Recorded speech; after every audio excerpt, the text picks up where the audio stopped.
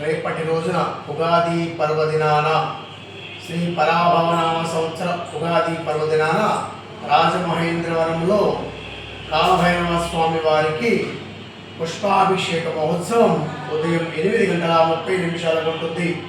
భక్తులందరూ కూడా ఎవరికి వారు వారి శక్తిని అనుసరించి పుష్పాలను తీసుకుని వచ్చి స్వయంగా ఈ యొక్క కాలభైరవ స్వామి వారికి పుష్పాలను సమర్పణ చేయడం వల్ల ఈ యొక్క సంవత్సరంలో సమస్తమైన నక్షత్ర దోషాలు, గ్రహ దోషాలు సర్వము నశించును, సర్వదా శుభము కలుగును.